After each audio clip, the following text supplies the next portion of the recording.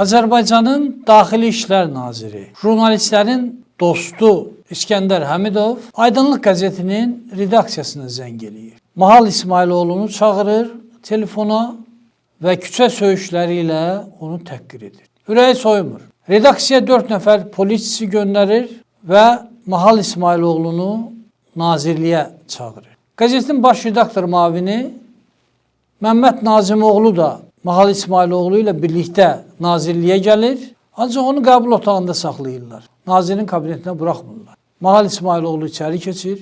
İskəndər Həmidov ona yanlışlarını başa salmağa çalışır. İddia eləyir ki, Mahal İsmailoğlu onu təhqir eləyib və Mahal İsmailoğlu'nun əgər təhqir etmişəmsə məhkəməyə müraciət edin sözlərindən sonra bərk əsəbləşir və stolun üstündəki kaburalı tapançanı götürüb çırpır Mahal İsmailoğlu'nun başına. Sonra da möhkəm döyür onu. Sonraki hadisələr artıq parlamentdə baş verir.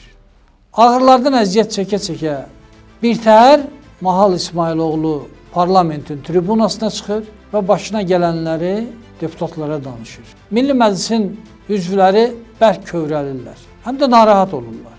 Sabir Rüstəmxanlı tələb edir ki, Mahal İsmailoğlu'nun təhlükəsizliyi təmin olunsun. Bundan sonra İsa Qəmbər girir meydana və tarixi bəyanatlar verir. Əvvəlcə alicənablıq göstərərək deyir ki, Mahal İsmailoğlu'nun təhlükəsizliyini təmin etmək üçün mühafizəçilərimdən ikisini ayırıram və verirəm onun sərəncamına. Davam eləyir. Mahal İsmailoğlu'nun tam təhlükəsiz yaşaması üçün Azərbaycanda ən təhlükəsiz bir neçə yerdən birini Mahal İsmailoğlu'na təklif edirəm.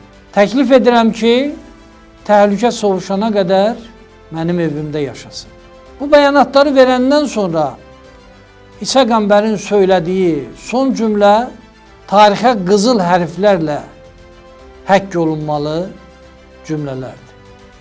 O özünü əvvəlcə ağırlardan əziyyət çəkən Mahal İsmailoğlu'na, sonra da Milli Məclisin deputatlarına tutub təntənəli şəkildə deyir. Bütün bu baş verənlər göstərir ki, Azərbaycanda həqiqətən də hüquqi dövlət qurulur.